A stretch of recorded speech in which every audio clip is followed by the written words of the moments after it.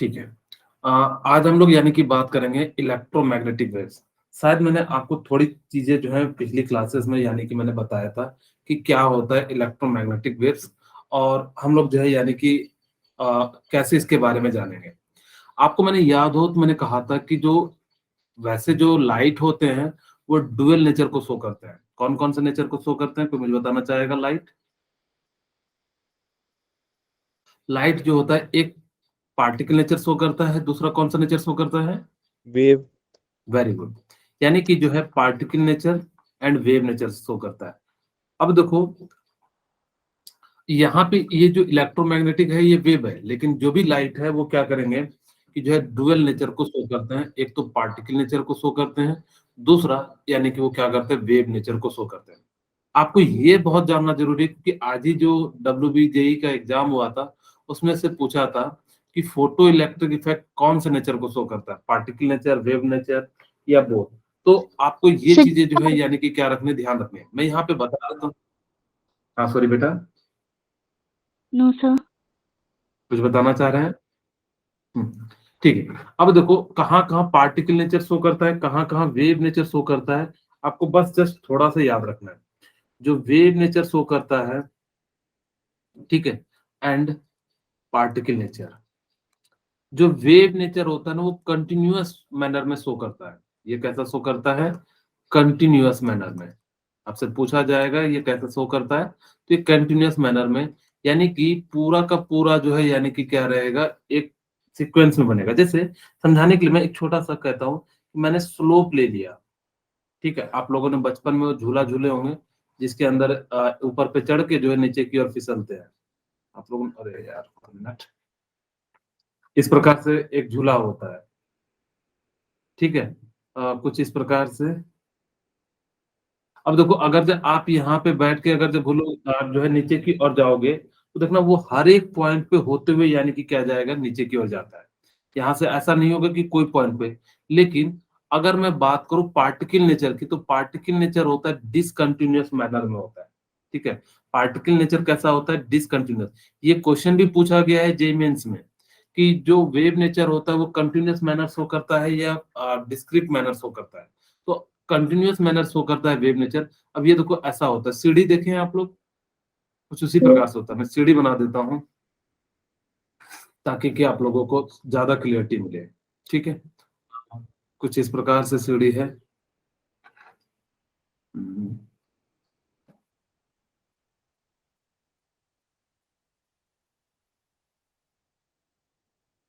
ठीक है, यानी कि अगर जो देखो, अगर जो मैं बॉल को यहाँ से अगर जो गिराऊं तो वो यहाँ के बाद सीधे यहाँ आएगा, ये बीच वाले पॉइंट पे नहीं आएगा। जैसे समझाने के लिए मैं कहूँ कि मैंने इसको मान लिया कि इसकी हाइट है 5, सॉरी इसकी हाइट 0 है और ये 5 और 10 है।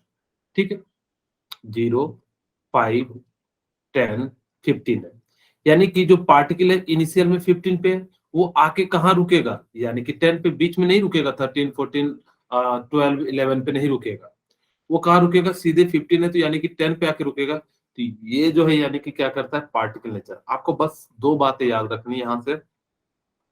पहला कि जो वेव नेचर होता है वो कैसा होता है, कंटिन्यूअस मैनर में यानी कि ट्रेवल करता है। जबकि ये जो पार्टिकल यानी कि जो पार्टिकल नेचर होता है वो डिसकंटिन्यूअस मैनर में ट्रेवल करता है। एक यहाँ, एक यहाँ, एक यहाँ, इस प्रकार से यानी कि क्या करेगा, ये ट्रेवल करेगा। तो आपको यहाँ से मैं यहाँ पे लिख देता हूँ। आपका एग्जाम्पल कौन कौन से होते हैं? आप लोगों ने पढ़ा है रिफ्लेक्शन, रिफ्लेक्शन पढ़ा है 10th में फिजिक्स में। यस। ठीक है, तो रिफ्लेक्शन यानी कि जो वेव नेचर का एग्जांपल है। दूसरा आप लोगों ने पढ़ा होगा रिफ्लेक्शन के बाद जो है इंटरफेरेंस। ठीक है, इंटरफेरेंस, इंटरफेरेंस। और तीसरा पढ़ा होगा पोलराइजेशन। ऐसा और भी होते हैं, लेकिन आपके लिए जो यानी कि ये तीन याद रखना कि ये जो क्या करते हैं, वेव नेचर को शो करते हैं, पोलराइजेशन। ठीक है, तो ये सारी चीजें जो है यानी कि क्या करते हैं, यानी कि जो वेव नेचर को शो करता है। आपसे क्वेश्चन पूछा जाएगा कि कौन जो है वेव नेचर को शो करता है, तो आपको याद रखना रिफ्लेक्शन, इंटरफेरेंस, पोलराइजेशन, ये जो है यानी कि क्या करते हैं, वेव नेचर को शो करते हैं। अब ये तो देखो आपको पता लग गया कि जो वेव नेचर कंटिन्यूअस होता है और कौन शो करता है। अब जो हम लोग बात करते हैं पार्टिकल नेचर के लिए।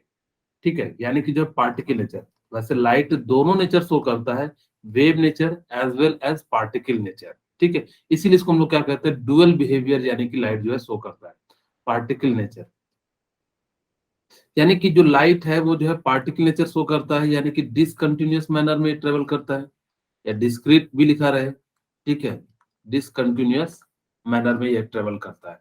डिसकंटिन्यूअस मैनर का मतलब आप लोग समझ गए कि यानी कि हर एक पॉइंट पे होके नहीं जाएगा। वो क्या होगा कि जैसे मान लो कि मैं कहूं कि अगर जैसे मैंने क्या करा, अगर जो छत के ऊपर से बॉल को गिराया, जब वो छत के ऊपर से यानी कि बॉल को गिराया तो यानी कि क्या हो जाएगा, वो सीधे अपर फ्लोर से वो नीचे फ्लोर के ही और आएगा, इसके बीच में कहीं नहीं रुकेगा। उसी तरह से ये क्या है, डिसकंटिन्यूअस मैनर में ट्रेवल करता है। आज के जो एग्जाम था डब्ल्यूबी जेई का, उसमें जो क्वेश्चन पूछा था कि कौन कौन यानी कि जो है पार्टिकल नेचर शो करता है, तो आपको याद रखना है ब्लैक बॉडी, ठीक है, ब्लैक बॉडी रेडिएशन,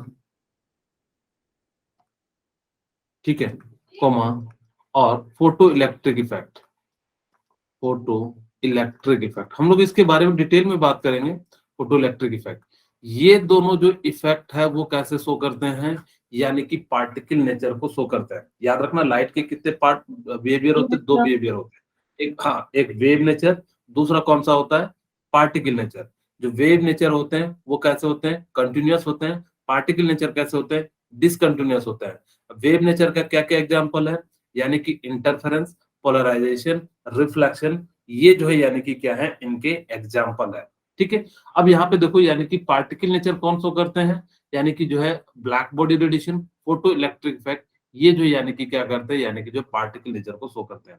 अब चाहो तो इसके लिए एक छोटा सा डायग्राम भी बना सकते हो कि जो हर एक स्टेप पे ऐसे चलते चले जाएगा, ठीक है। तो यानी कि ये क्या होगा, यहाँ से यहाँ आएगा, ड्रॉप करेगा, और फिर यहाँ से जो है ये क्या आ जाएगा, यहाँ पे आ जाएगा। तो यानी कि क्या है, डिसकंटिन्यूअस मैनर में ट्रेवल करता है। खैर, ये तो आप लोगों को समझ में आ गया। जो वेव नेचर होते हैं उनकी कुछ प्रॉपर्टीज होती है, जो वेव नेचर होते हैं वो क्या होते हैं, यानी कि खैर, जो वेव नेचर है, मैं एक और बात बता देता हूँ आपको, ये बात तो याद रखना है कि जो भी वेव नेचर होंगे वो किससे बने होंगे, इलेक्ट्रिक एंड मैग्नेटिक फील्ड से बने होंगे, ठीक है। यानी कि इलेक्ट्रिक एंड मैग्नेटिक फील्ड से क्या हो जाता है, यानी कि जो है वेव्स बने होते हैं। यहाँ तक तो आप लोगों को मेरे ख्याल से क्लियर हो गया होगा। अब देखो इसका डायरेक्शन देखिए, अगर आपसे पूछा जाए ना कि ये फिजिक्स के लिए भी इंपॉर्टेंट क्वेश्चन है, क्योंकि कई बार आप देखोगे वेव में, मैं करीब करीब आप अगर से जब वेव आपको पढ़ाया जाएगा शायद 12th में, तो वहां पे पूछा जाता है कि magnetic field and electric field and propagation of direction are perpendicular. अगर जब आपसे कहा जाए उसके अंदर ये जो तीनों होते हैं परपेंडिकुलर होते हैं, अगर ये परपेंडिकुलर नहीं है तो आपका ऑप्शन गलत हो जाएगा। वो हमेशा पूछता है वेव जो होते हैं वो किसके परपेंडिकुलर होते हैं, इलेक्ट्रिक फील्ड के या मैग्नेटिक फील्ड के। तो आप बताना तीनों के फील्ड के जो है परपेंडिकुलर होते हैं। खैर, मैं एक छोटा सा डायग्राम से आपको समझाने का प्रयास करता हूं कि मेरे पास मान लो कि कुछ इस प्रकार से है, ठीक है, और ये जो है यानी कि क्या है, अब देखो मैं तीनों चीजें, आप कंफ्यूज नहीं होना, ये डायरेक्शन ऑफ प्रोपगेशन है, यही चीज है। देखो अगर जब मैं दिखाऊं, अभी इसी चीज को मैं समझाऊंगा कि देखो अगर जब हमने क्या करा, ऊपर वाले की डायरेक्शन में क्या लिया, इलेक्ट्रिक फील्ड लिया है, और इधर वाले डायरेक्शन में यानी कि क्या ले लिया है, मैग्नेटिक फील्ड ले लिया है। तो ये जो है यानी कि इलेक्ट्रिक फील्ड है, और ये क्या है, मैग्नेटिक फील्ड है। ये क्या है, डायरेक्शन ऑफ प्रोपगेशन है, ठीक है, direction of propagation, of propagation, propagation, यानी कि ये जो है क्या है, डायरेक्शन ऑफ प्रोपगेशन है। अब ध्यान से सुनना, देखो ये इलेक्ट्रिक फील्ड और ये इसके परपेंडिकुलर है या नहीं है। Yes sir. अब इस Yes, ये sir. भी क्या है, परपेंडिकुलर है, ये भी इसके क्या है, परपेंडिकुलर है। परपेंडिकुलर। तो ये तीनों आपस में क्या होते हैं, परपेंडिकुलर।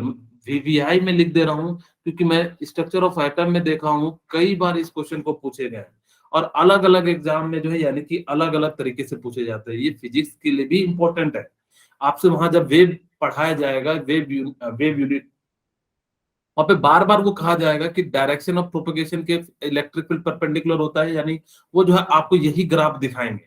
अब वहां से आपको ये चीजें आपके माइंड में क्लिक नहीं करेगी, लेकिन अगर आप इस डायग्राम को, ये छोटे से सिंपल से डायग्राम को देखते हो तो आपको जो है क्लिक कर जाएगी। देखो ये जो है यानी कि अगर जो मैं दिखाऊं, ये जो यानी कि जो है ब्लू कलर का, ये जो ब्लू कलर का होता है यानी कि क्या होता है, इस प्रकार से यानी कि जो है ये इलेक्ट्रिक फील्ड होता है।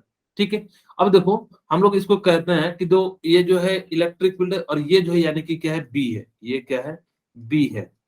यहाँ पे ये वेक्टर लिया गया है क्योंकि डायरेक्शन का जो है इंपॉर्टेंस बहुत ज्यादा है, इसीलिए हम लोग क्या कर रहे हैं, इस पे एरो दे रहे हैं। इसका मतलब क्या होता है, वेक्टर क्वांटिटी है। ठीक है, चलिए आपको याद रखना है कि देखो सांप जो चलता है ना वो ऐसे ऐसे चलता है, देखना धरती पे ही लोड के चलता है। ठीक है, मान लेना कि एक्स एक्सिस एक धरती है और इस पे चलेगा तो सांप है।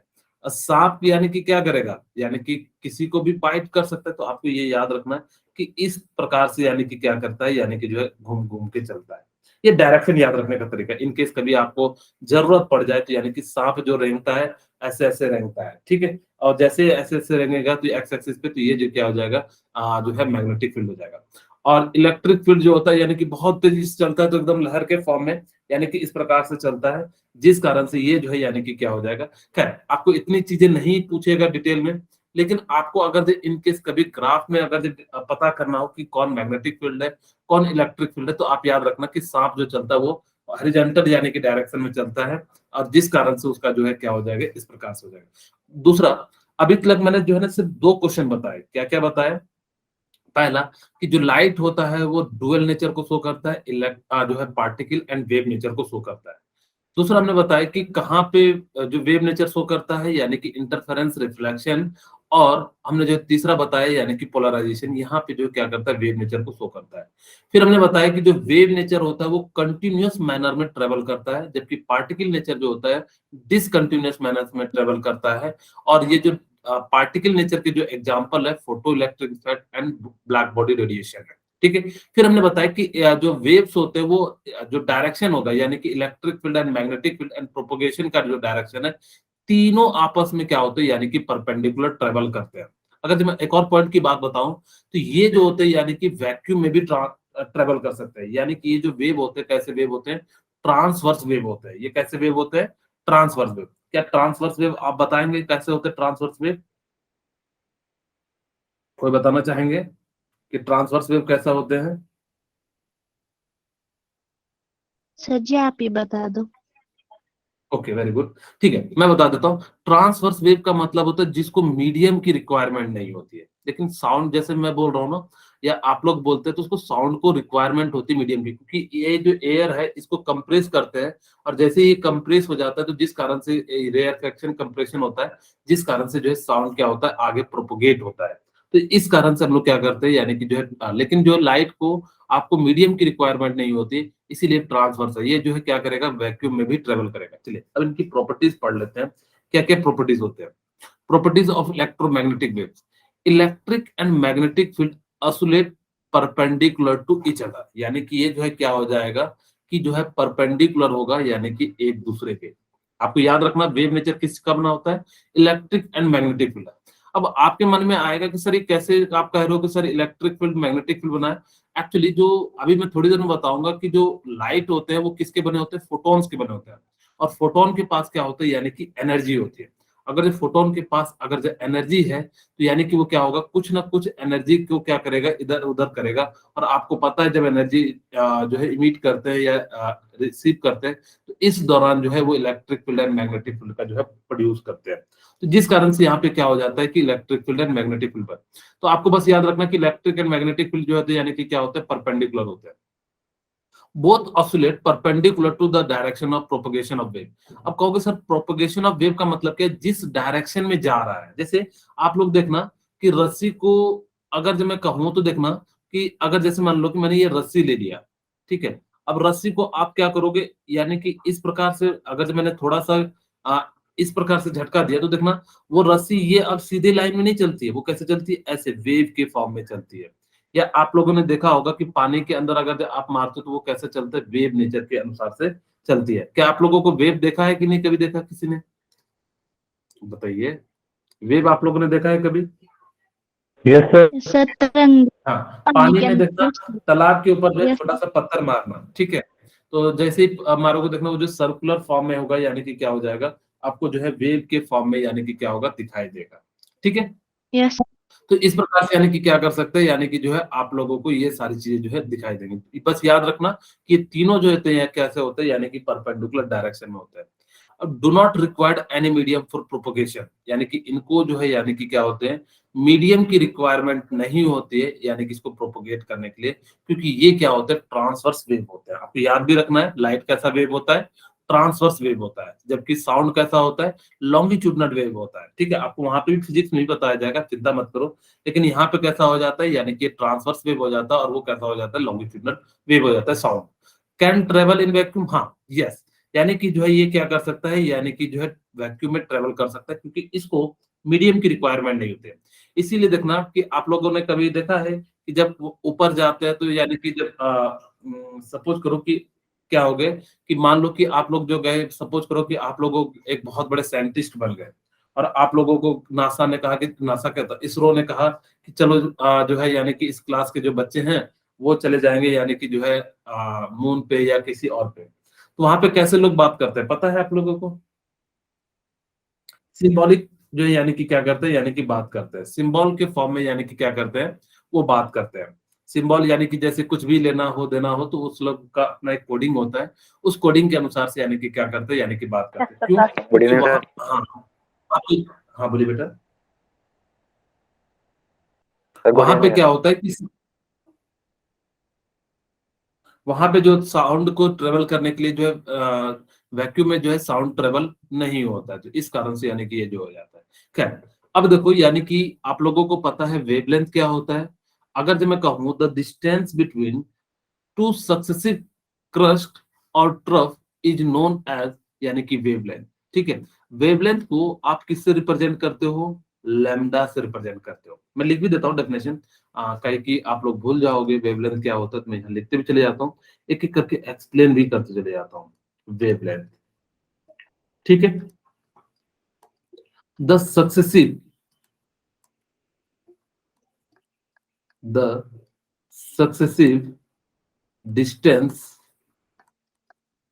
बिटवीन two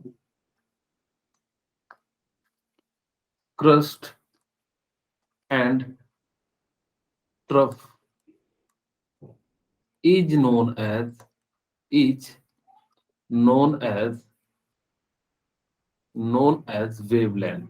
इसको हम लोग क्या कहते हैं, यानी कि जो है वेवलेंथ कहते हैं। ओके, इसको रिप्रेजेंट किससे करते हैं, यानी कि लैम्डा सिंबल इसका क्या होता है, कोई बताना चाहेंगे? लैम्डा होता है। लैम्डा से हाँ वेरी गुड, ठीक है।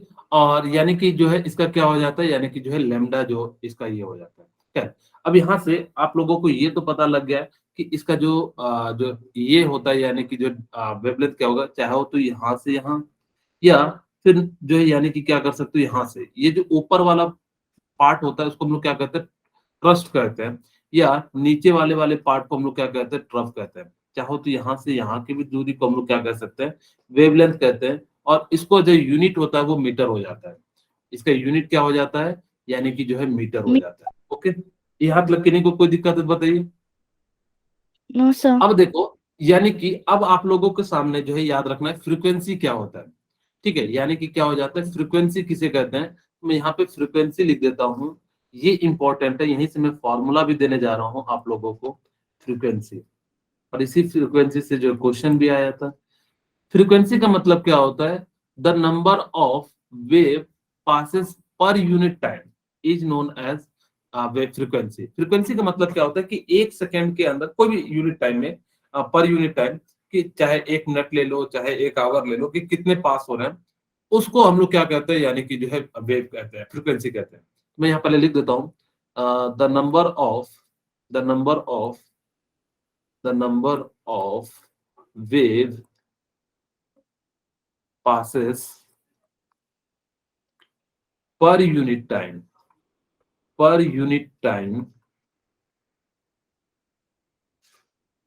is known as frequency। ठीक है, इसको हम लोग क्या कहते हैं, यानी कि जो है फ्रीक्वेंसी कहते हैं। मेरे ख्याल से इतनी सी बात आप लोगों को जो है समझ में आ गई होगी। इसको हम लोग क्या कहेंगे, फ्रीक्वेंसी कहेंगे। ओके, अब देखिए आपके सामने फ्रीक्वेंसी का जो सिंबल वो होता है वो कैसा होता है, यानी कि आप इसको सिंबल इस प्रकार से लिखते हैं, कुछ इस प्रकार से, यानी कि v को थोड़ा सा जो है यानी कि क्या कर देते हैं, हाँ इस प्रकार से कर देते हैं। इसका जो सर, मैं फॉर्मूला बोलते होता है वन बाई टी होता है, फ्रीक्वेंसी का फॉर्मूला क्या होता है, वन बाई टी। और एस आई यूनिट जो होता है इसका क्या हो जाता है, हर्ट्ज हो जाता है। क्या हो जाता है, हर्ट्ज। क्या यहां तक किसी को कोई प्रॉब्लम हो तो बताइए यहां से, ठीक है। No, एक sir. और इम्पोर्टेंट फॉर्मूला, हाँ यहाँ पे मैं एक और इम्पोर्टेंट फॉर्मूला आपको बताने जा रहा हूँ, यानी कि आपके लिए जो है यानी कि क्या फॉर्मूला है, frequency equal to one by t. आपको एक और फॉर्मूला याद रखना, c equal to frequency into lambda, ठीक है। यानी कि क्या हो जाता है कि जो c equal to frequency into lambda, मैं नए पेज में लिख देता हूं यहाँ पे, सी इक्वल टू, आपको इसको याद भी कराता हूं कि यानी कि कितना हो जाए, सी इंटू फ्रीक्वेंसी इंटू लैम्डा। आप लोगों ने घर में CFL जरूर जलाया होगा, जलाया है कि नहीं जलाया है CFL, अरे बताइए। सर। हाँ, तो आप उसी तरह से याद रख सकते हो, सी से क्या होता है, स्पीड ऑफ लाइट। मैं यहाँ लिखते भी चले जाता हूँ, सी का मतलब क्या है, स्पीड ऑफ लाइट, ठीक है, स्पीड ऑफ लाइट। फॉर्मूला याद रखने का एक तरीका बता रहा हूं, यानी कि क्या हो जाएगा, स्पीड ऑफ लाइट। फ्रीक्वेंसी का मतलब क्या हो जाता है, ठीक है, यहाँ पे फ्रीक्वेंसी, ठीक है। और लैम्डा का मतलब क्या हो जाता है, यानी कि वेवलेंथ हो जाता है, वेवलेंथ, ठीक है। यानी कि इस प्रकार से यानी कि क्या हो जाएगा कि ये जो है स्पीड ऑफ लाइट जो लेना है वो क्या ले लेना है, 3 × 10⁸ मीटर पर सेकंड लेना है। अब देखो ये बच्चे ना फॉर्मूला भूल जाते हैं, इसलिए मैं इसको क्या करता हूँ, बहुत ज्यादा हल्ला होने लगा।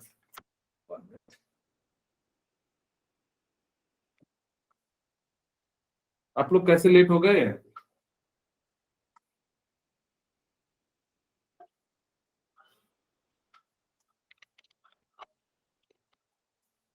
ठीक है। मेरी आवाज आ रही है, यस सर। Yes, sir. ठीक है, थैंक यू। अब मेरे ख्याल से नॉइज उतनी नहीं आएगी क्योंकि अभी शाम का समय है, तो थोड़ा सा, ठीक है। चलिए, अब यानी कि आपको पता है कि आपको याद रखने के लिए जो ये फॉर्मूला है ना, CFL कर देना। जैसे कि आप लोगों को एक और फॉर्मूला पढ़ाया जाता होगा, मैंने जो फिजिक्स में ना V इक्वल टू IR एक फॉर्मूला होता है, याद है आप लोगों को, याद No, है कि sir. नहीं है। फिजिक्स में एक फॉर्मूला पढ़ाया जाता है, ओम्स लॉ, बड़ा फेमस लॉ है। यानी कि कौन सा लॉ है, ओम्स लॉ। ओम्स लॉ में यानी कि V इक्वल टू IR, मैंने, मेरे को याद कभी भूल जाता था तो मैंने इसको क्या रखा था, वीर का फॉर्मूला है ये। ओम्स लॉ किसका है, वीर का फॉर्मूला है। तो अब ऐसे याद हो जाता है, तो कई बार आप ऐसे भी याद रख सकते हो। तो यहाँ पे भी हम लोगों ने क्या करा कि यानी कि क्या हो जाएगा कि जो, हाँ बोले बेटा, कुछ पूछना है,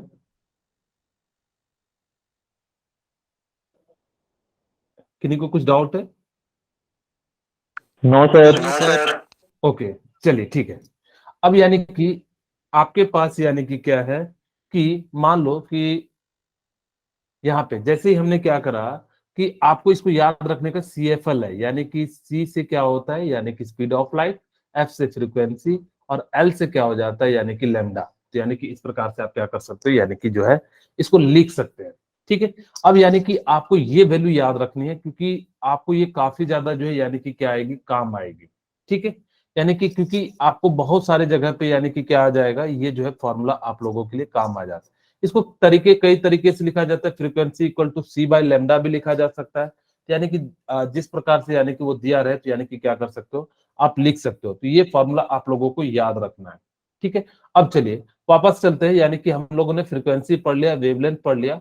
अब हमारे पास यानी कि क्या है, एम्पलीट्यूड। तो एम्पलीट्यूड कहते किसे हैं, द मैक्सिमम डिस्टेंस, डिस्प्लेसमेंट। हाँ बोलो बेट, यीशु बोलो, बोलिए यीशु। सर मैक्सिमम डिस्प्लेसमेंट को बोलते हैं सर। हाँ, यानी कि maximum displacement from the mean position. इसी चीज को हम लोग क्या कहते हैं, यानी कि एम्पलीट्यूड कहते हैं। ठीक है, इधर साइड यानी कि जैसे देखो ये जो है वेव है, यानी कि क्या हो रहा है कि इस डायरेक्शन में बढ़ रहा है, और ये इसकी क्या है, फ्रीक्वेंसी है, और ये जो है यानी कि क्या है, मीन पोजीशन है, यानी कि जो है ये क्या है, मीन पोजीशन है। ठीक है, तो यानी कि इस प्रकार से यानी कि क्या होगा, ये जो है सारे वेव बढ़ेंगे। अब कई तरीके के आपको जो है यानी कि एक और चीज जो है आपसे पूछा जाएगा वेव नंबर के बारे में, तो मैं वेव नंबर के बारे में बता देता हूँ। अच्छा, अभी तो मैं जो है वेव नंबर एक पेज यहाँ पे ऐड करके मैं जो है wave number, wave number, wave number को कैसे रिप्रेजेंट करते हैं, फ्रीक्वेंसी के ऊपर ही बार लगा देते हैं। ठीक है, यानी कि फ्रीक्वेंसी के ऊपर ही क्या कर देते हैं, इसको हम लोग क्या कर सकते हैं, यानी कि जो है इसका जो फॉर्मूला होता है 1/λ होता है। ठीक है, the number of wave per unit length is known as wave number. मैं यहाँ लिख देता हूँ, the number of wave, the number of wave present in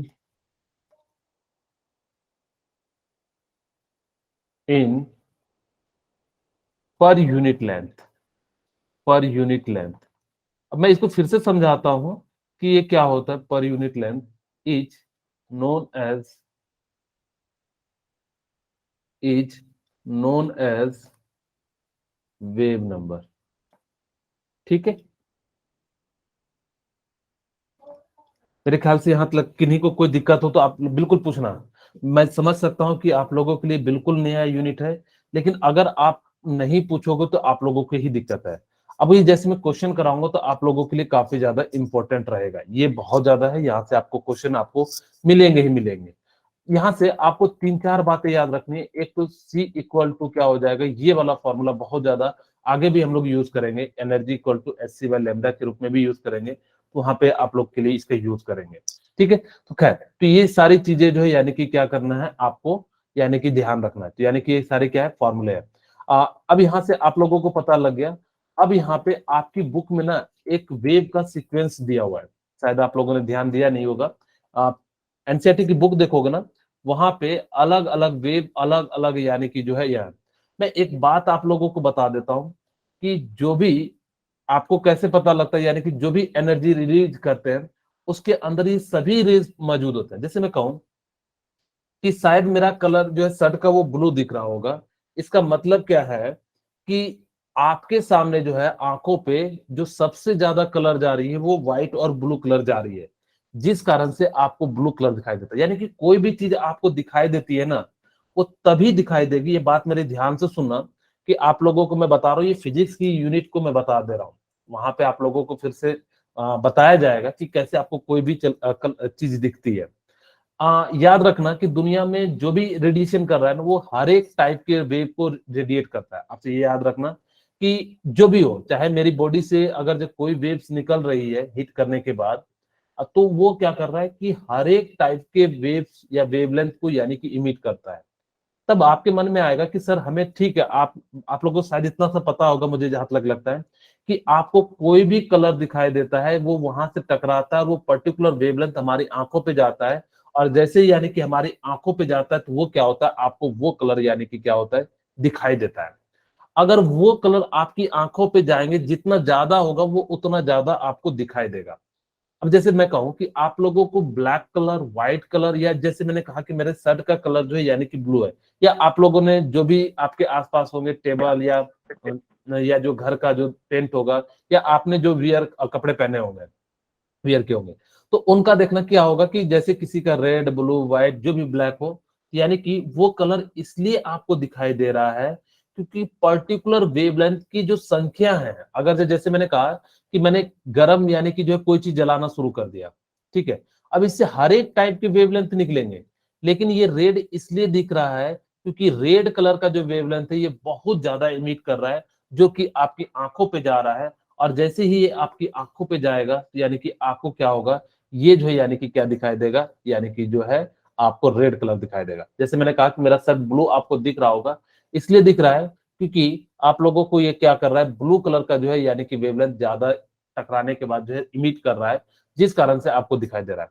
अब देखो मेरा जो स्क्रीन है वो ब्लैक दिख रहा है, इसका मतलब क्या है कि ब्लैक कब दिखता है, जब ये सारे के सारे वेवलेंथ को अब्सॉर्ब कर लेगा तो आपको ये कैसा कलर दिखाई देगा, ब्लैक कलर दिखेगा। इसीलिए देखना आप लोगों ने रात में अगर आसमान दिखते होंगे तो वो कैसा दिखता है, यानी कि जो है ब्लैक कलर दिखता है, क्योंकि वो सारे के सारे वेव को एब्सॉर्ब कर लेता है। और जैसे एब्जॉर्ब कर लेगा तो वो वहां पे आपको कुछ भी नहीं दिखाई देगा, सिर्फ क्या दिखाई देगा, ब्लैक कलर दिखाई देगा।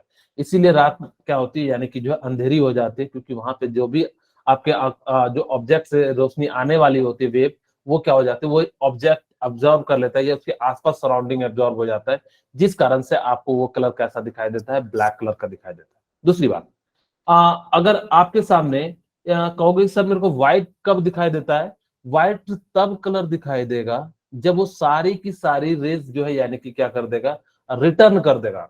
जब सारी की सारी रेज अगर जो रिटर्न कर देता है तो जो आपको कलर दिखाई देगा वो कैसा कलर दिखाई देगा, यानी कि जो है व्हाइट कलर दिखाई। अब आप लोगों को शायद इतनी सी बात समझ में आ गई होगी कि कब जो है यानी कि ब्लैक कलर दिखाई देगा, कब व्हाइट दिखाई देगा, कब जो है यानी कि क्या होगा, इस प्रकार से दिखाई देगा। क्या ओके है या फिर कुछ और दिक्कत है किन्हीं को, किन्हीं के मन में कोई दिक्कत हो तो बताइए। No, हाँ sir. ओके, ठीक है। अगर जो किन्हीं के मन में कोई दुविधा शंका हो तो, अच्छा आप लोगों को कल मैंने बताया था कि जो है 6 बजे से क्लास होगी, फिर भी आप लोग लेट आते हैं, इसका रीजन क्या है, कुछ क्लास करते हैं क्या आप लोग? मैं जानना चाहता हूँ ताकि कि आप लोगों की सुविधा, मैंने पूछा भी था, इसीलिए मैं पूछता हूँ ताकि कि आप लोगों का कुछ मिस ना हो। एक्चुअली आप लोग अभी समय का इम्पोर्टेंस नहीं दे रहे हो बेटा, मैं बता रहा हूँ, बड़ा समय इम्पोर्टेंस है। अगर जो आपने इस समय समय को सही से नहीं यूज किया ना, फिर आप लोगों को बहुत ज्यादा नुकसान होने वाला है। आ, ये भले अभी आप लोग को लग रहा होगा कि सर देखो, मैं एक और बात बताता हूँ, इस समय अगर आपको कोई चीज में दिक्कत हो रही है तो आप समझना सीख रहे हो, मेरी बात याद रखना, कि अगर जो आपकी लाइफ में प्रॉब्लम आ रही है तो यानी कि आप कुछ ना कुछ सीख रहे हो। अगर आपकी लाइफ में कोई प्रॉब्लम नहीं आ रही है तो आप गलत डायरेक्शन में जा रहे हो, ये बात मेरी याद रखना। आपको अगर जब बिल्कुल भी कोई भी प्रॉब्लम नहीं आ रही है तो आप समझ जाना, मेरी बात याद रखना, तो आप गलत डायरेक्शन में जा रहे हो, क्योंकि जब भी सही रास्ते में जाते हैं तो कांटे हजार होते हैं, ठीक है, कोई इधर से चुभेगा कोई उधर से चुभेगा, यानी कि आपको जो है यानी कि क्या होगा, ये सारी चीजें जो है पता लगते चले जाए। अब वैसे भी एक कहावत है कि अगर जब सुख में अगर जब कोई साथ देता है तो वो रिश्ता कहलाता है, और अगर जब दुख में कोई साथ देता है तो वो फरिश्ता कहलाता है, ठीक है।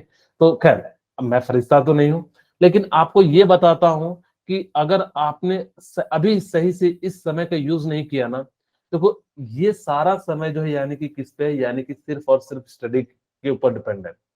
आज से पहले का जो जमाना था वो एक तरह से हम लोग जो है आध्यात्मिक टाइप के थे, लेकिन आजकल हम लोग जो है यानी कि नॉलेज बेस पे हैं, यानी कि आपको ये नॉलेज है तो यानी कि अब आपके मन में सोचते हो कि सर मेरे क्या काम का आएगा, आएगा बेटा, आपकी लाइफ में जो है ना बहुत सारी जगह पे काम आता है।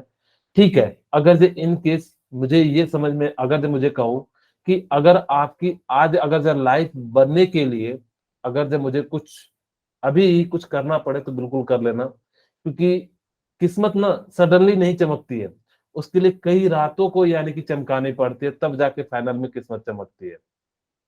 और मैं चाहता हूँ कि आप लोग जो है यानी कि एक अच्छे जैसे कि एकदम अच्छे कॉलेज में जाओ, ताकि कि आपका भी नाम रोशन हो, आपके पेरेंट्स का भी नाम रोशन हो, और आप अपने पैर पे जब खड़े होगे ना तब चीजें जो है सही होगी, क्योंकि आने वाला समय ना बेटा बहुत ज्यादा स्ट्रगल है।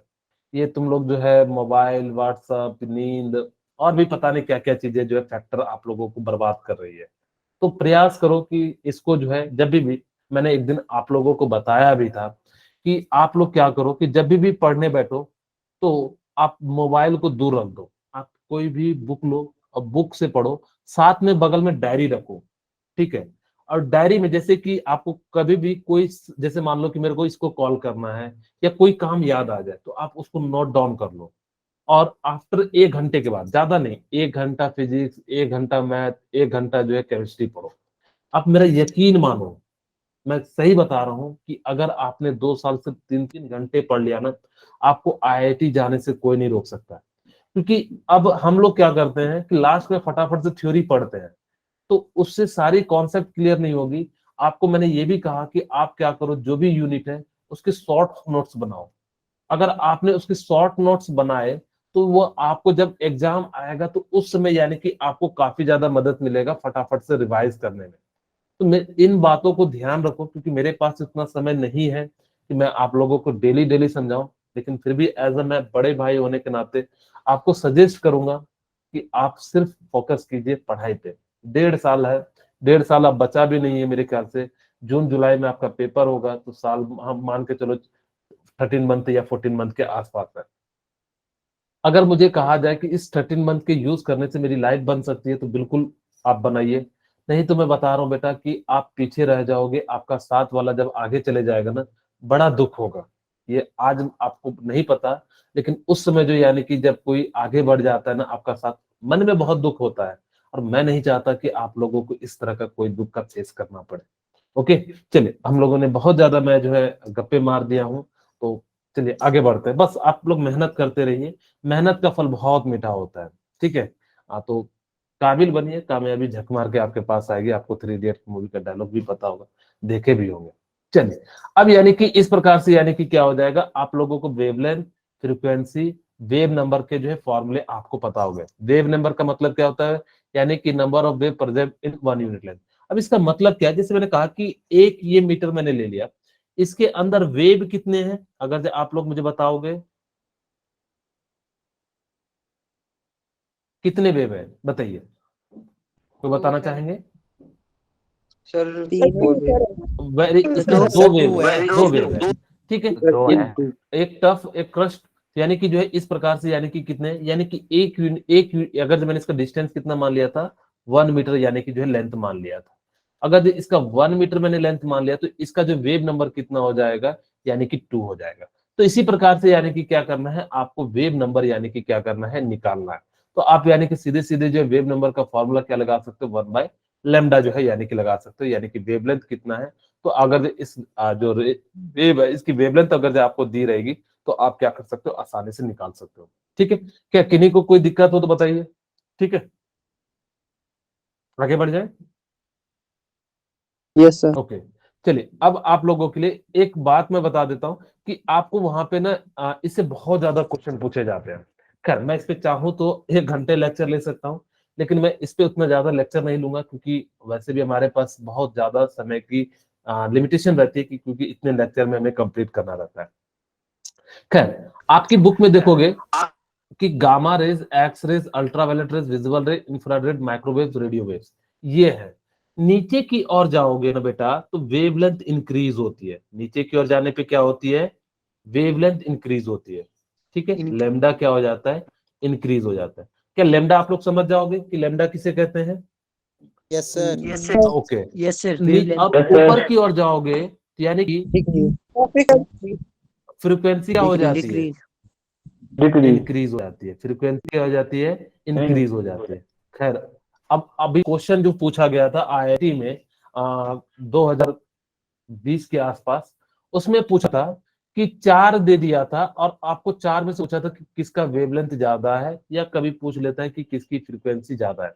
अब यानी कि आपको अगर ऐसे तो याद रहेगा नहीं, भूल जाओगे। तो इसके लिए मैं आपको एक छोटी सी ट्रिक देना चाहूंगा। तो आप लोगों ने वैसे तो मैं थोड़ी थोड़ी रेल्स के बारे में बता दूंगा कि कहाँ कहाँ क्या यूज होता है, क्योंकि ये नीट के पॉइंट ऑफ व्यू से इंपॉर्टेंट है। आईआईटी कभी पूछेगा नहीं कि कहाँ पे क्या यूज होता है, लेकिन नॉलेज के पर्पज से आप लोगों को जानना जरूरी हो जाता है। ओके, तो इसको मैं कहता हूं क्लासिकल गाड़ी। ठीक है, इसको क्या कहता हूं, क्लासिकल गाड़ी। ठीक है, क्लासिकल गाड़ी। अब देख लेना, गाड़ी गद्दी होगी क्या, गद्दी। ठीक है, आप लोगों के लिए यानी कि जो है इस प्रकार से, क्लासिकल गाड़ी एक्सयूवी इन माई रेंज। ठीक है, यानी कि ये सारे क्या हैं, आपके एक सीक्वेंस में है। ठीक है, अब यानी कि क्या हो गया, क्लासिकल गाड़ी एक्सयूवी इन माई रेंज। आप इस सीक्वेंस को याद रख सकते हो। खैर, थोड़ी चीजें जो मैं बताता हूँ और वेव के बारे में बताता हूँ, इसकी इंपॉर्टेंस आपको समझाता हूँ कि क्या इंपॉर्टेंस है, तो आप लोगों को थोड़ा सा अच्छा भी लगेगा कि कहाँ कहाँ यूज करते हैं। अगर जब मैं बताऊं कि कॉस्मिक रेज जो होती है बहुत ही ज्यादा घातक रेज होती है। देखो भगवान ने कितना सही बनाया।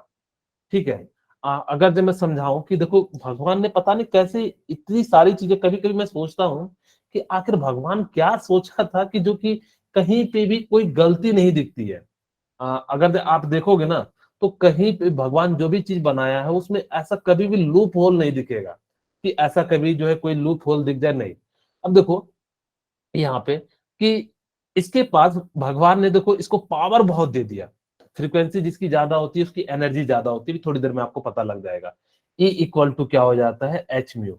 ठीक है, एनर्जी जो हो जाती है, जिसकी ज्यादा फ्रीक्वेंसी हो जाएगी, फ्रीक्वेंसी की वैल्यू, उसकी एनर्जी भी ज्यादा होगी।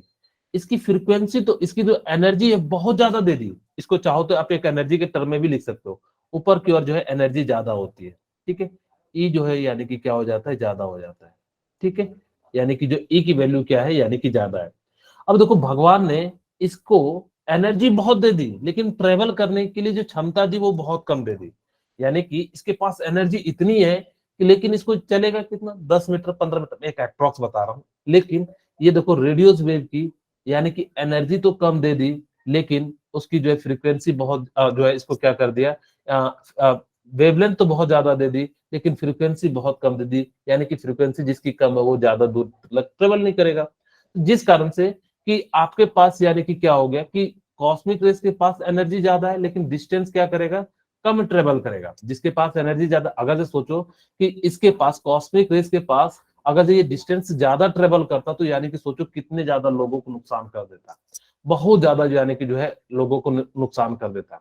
यही कॉस्मिक रेज और गामा रेज यानी कि जो है मेन सोर्स होता है, यानी कि जो है किसी भी आदमी को मारने के लिए ये बहुत ज्यादा पर्याप्त होता है कि किसी भी इंसान को, अगर सपोज करो कि कॉस्मिक रेज से मेरे, अगर मैं यहाँ पे लगा के रखूं तो तुरंत इसको क्या कर देगा, मेरे हाथ के अंदर होल कर देगा। ठीक है, आपको इसका ज्यादातर जो यूज होता है वो वार के क्षेत्र में होता है, परमाणु बम में। ये जो गामा रेज होता है ना, अपने इंडिया की जो डीआरडीओ, डीआरडीओ का नाम सुने आप लोग? Yes sir.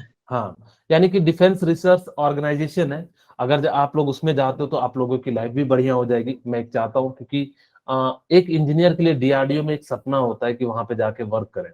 बहुत ही अच्छी संस्था है। अगर जो आप लोग को कभी मौका मिले तो जरूर पेपर देना डीआरडीओ का, बहुत ही एकदम उम्दा संस्था है। नौ रत्नों से भी ज्यादा इम्पोर्टेंट, बहुत अच्छा है, फैसिलिटी बहुत सारी है। तो आप लोगों को कभी आप लोग जो है सर्च करना और वहां पे बनाना। अगर जो आपने कोई भी हथियार बना दिया या डेवलप भी कर दिया तो यार कुछ उसमें इंप्रूवमेंट भी कर दिया तो आप लोगों की लाइफ जो है पूरे जो है आपके जो है लिखे आ जाएगा कि हाँ इन्होंने ये किया था। खैर, तो काली जो है यानी कि आपने डीआरडीओ ने एक काली इक्विपमेंट बनाया है। आप लोग कभी सर्च मारना, वो काली में जो निकलता है वो कौन सा निकलता है, गामा रेज निकलता है। अगर ये गामा रेज क्या करता है कि बहुत कम दूरी ट्रेवल करता है। ठीक है, यही मैं अगर जो रेडियो वेव, आप लोगों के जो मोबाइल होते हैं ना वो रेडियो वेव पे वर्क करते हैं, कितना दूरी से देखो जो है आप लोगों को सिग्नल आ जाता है। अगर यही सोचो कि गामा रेज के पास या कॉस्मिक रेज के पास इतनी दूरी ट्रेवल करते हैं ना, तो मैं यहीं से बैठे बैठे, हाँ सी जिनपिंग क्या कर रहा है, ठीक है, बटन दबाता, खटक खत्म हो जाता। यानी कि इतना ज्यादा पावरफुल है ये कि मैं क्या करता है कि ऊपर में जो है सैटेलाइट में एक मिरर लगाता, और मिरर से क्या करता है, जहां सी जिनपिंग जैसे मान लो भाषण देने जा रहा है कि हाँ मेरा जो है अरुणाचल प्रदेश को यानी कि तुम जो है इस प्रकार से करोगे, तो मैं क्या करता कि हाँ ठीक है, वहां से ट्रैक मारता, सीधे जो क्या हो जाता है, यानी कि खत्म हो जाता है। या किसी भी चीज को आसानी से मैं क्या कर सकता था, कंट्रोल कर सकता था। लेकिन इसके पास डिस्टेंस बहुत कम ट्रेवल करता है। बस याद रखना कि जो जितनी जिनकी फ्रीक्वेंसी होगी वो डिस्टेंस उतना कम ट्रेवल करता है, जिस कारण से हम लोग इसको जो है मोबाइल के रूप में यूज नहीं करते हैं। आप लोगों को पता है कि एक्सरे का यूज कहाँ पे किया जाता है? यानी कि आप लोगों को पता होगा कि अपना जो हड्डी टूटने का जो होता है वो जो मेजर करते हैं किसके द्वारा करते हैं, एक्सरे के द्वारा करते हैं। ठीक है, एक्सरे क्या बताता है, करता कैसे है कि एक्सरे जो है बीम जब लाइट निकलती है तो वो क्या करता है कि हड्डी को पास नहीं कर पाता है। यानी कि हड्डी है तो हड्डी को टकरा के वो रिटर्न हो जाता है, इसको आर पार नहीं कर पाता है। जब इसको आर पार नहीं कर पाएगा और जहां टूटा होगा तो वहां से जो है एक्सरे पास हो जाएगा। और जैसे ही एक्सरे पास हो जाएगा तो वहां पे आपको क्या हो जाएगा, क्रैक जो है आपको वर्जन दिखाई दे जाएगा। यानी कि आप बता सकते हो कि यानी कि क्या है, वो है जो हड्डी टूटी है। इसी चीज का एडवांस वर्जन में जब अगर यूज करोगे तो सीटी स्कैन होता है। अब देखो दिक्कत क्या होगी, ये डॉक्टरों का टर्म है, मैं थोड़ी बहुत चीजें जो बताता हूँ। हाँ, मैं एक और चीज बता देता हूँ, जो एक्सरे को जो मेजर किया जाता है रोंटगन में मेजर किया जाता है। किसमें किया जाता है? रोंटगन में। यानी कि 6 से 8 रोंटगन होना चाहिए। अगर जो आपने 200 रोंटगन कर दिया तो मांसपेशी ही उड़ा देगा। हाँ, अब मैं बता दे रहा हूँ कि आपके मन में अगर जो आएगा कि सर जो हमारे जो एक्सरे मशीन होती है, आप लोगों ने कभी देखा है X ray machine? Yes yes sir. Sir. हाँ, कभी ना कभी तो जरूर आपने अगर जरूर किसी के साथ गए होंगे या किसी का जो है देखे होंगे वहां पे क्या करता है कि जो उसकी वैल्यू है ना, वो मैक्सिमम 10 रोंटगन ही दिया जाता है। आप कभी आपको शायद पता नहीं मौका मिलेगा या नहीं मिला हो, आप कभी जाओगे ना जहाँ पे एक्सरे होती है वहां मशीन लिखा रहता है, उसमें देखना 6 to 8 रोंटगन पे वर्क करता है और 10 रोंटगन जो है ज्यादा दिया जाता है। इसकी वैल्यू अगर जो आपने 200 रोंटगन कर दिया, ये इतना ज्यादा पावरफुल हो जाएगा कि ये किसी भी चीज के मांसपेशी को उड़ाने के लिए सफिशिएंट है। पता लगा कि जो है मेरे को जो है यानी कि खड़ा कर रहे हो, और जैसे ही खड़ा करोगे तो यानी कि क्या हो जाएगा, मैं नहीं रहूंगा, सिर्फ मेरी हड्डी रह जाएगी, मांसपेशी जो है सारी गायब हो जाएगी। और अगर और ज्यादा एनर्जी यूज कर दोगे तो यानी कि हड्डी भी पार हो जाएगी। तो इस प्रकार से यानी कि क्या हो जाता है कि काफी ज्यादा जो है यानी कि इसकी जो है एनर्जी होती है। ओके, अब उसके बाद जो यानी कि बात करते हैं अल्ट्रावायलेट रेज। अल्ट्रावायलेट रेज क्या होती है कि आपको जब सूर्य से जब आती है तो वहां पे क्या हो जाती है कि ये सारी चीजें जो क्या करते हैं, आपको कैंसर को कई सारे कारण से जो है जनरेट करती है। आप लोगों को पता है कि हमारे जो एटमॉस्फेयर है उसमें ओजोन लेयर पाया जाता है। ओजोन लेयर का काम क्या होता है कि जो अल्ट्रावायलेट रेज है उसको जो यानी कि क्या कर देती है, रोक देती है। फिर आती है यानी कि विजिबल रे। अगर जो विजिबल रे में यानी कि बेसिकली हम लोग 7 कलर के जो स्पेक्ट्रम होते हैं उसके बारे में पढ़ना है, भी मैं जस्ट बताऊंगा। और फिर आती है यानी कि इंफ्रारेड। आपसे पूछा गया था एक बार कि किस रेस के कारण यानी कि हीट प्रोड्यूस होती है, तो किस रेस के कारण हीट प्रोड्यूस होती है? इंफ्रारेड के कारण जो है यानी कि क्या होती है, यानी कि हीट प्रोड्यूस होती है। ठीक है, इतनी सी बात आप लोगों को याद रहेगा कि आपसे पूछा जाएगा कि किस रेस के कारण हीट प्रोड्यूस होती है। अगर जो इंफ्रारेड हटा दोगे तो यानी कि वो ठंडा ठंडा जो है यानी कि लाइट आएगा। तो यानी कि जितना ज्यादा देखो आप लोगों को दूर होते चले जाएगा, इंफ्रारेड की वैल्यू कम होती चली जाती है, जिस कारण से ठंड के समय में क्या लगता है, सॉरी गर्मी कम लगती है, ठंड ज्यादा लगती है। ठीक है, फिर बात करते हैं माइक्रोवेव्स की। माइक्रोवेव्स यानी कि क्या होता है, जैसे कि आप लोग का जो ओवन होता है वो बेसिकली किस पे बनाया जाता है, इसी माइक्रोवेव के ओवन पे बनाया जाता है। और वहां से आप लोग क्या कर सकते हो, यानी कि खाना बना सकते हो। लास्ट जो होता है यानी कि रेडियो वेव, जिसमें आपको ये वैल्यू सर भी याद मोबाइल, रखनी। हाँ सॉरी बेटा। सर मोबाइल वगैरह हाँ, के लिए सर। मोबाइल रेडियो इन सब जगह पे इसका यूज किया जाता है। इसका रेंज याद रखना, 10⁻0 से 10⁸ तक यानी कि क्या करता है, लाइट करता है। ठीक है, तो इस प्रकार से यानी कि क्या हो जाएगा कि ये जो है यानी कि आप लोगों को याद रखना है। क्वेश्चन कैसे पूछा जाएगा, मैं पहले एक जो है आपको ये बता देता हूँ। 1 मिनट, आपके लिए मैं एक छोटी सी बात बताता हूँ कि विजुअल रेंज के बारे में। आप एनसीईआरटी में देखोगे तो कुछ इस प्रकार से दिया हुआ है। मैं आपको इसको याद रखने का तरीका बताने जा रहा हूँ, ताकि कि आप लोगों को याद रहे, आप एग्जाम में जो है गलती ना करें।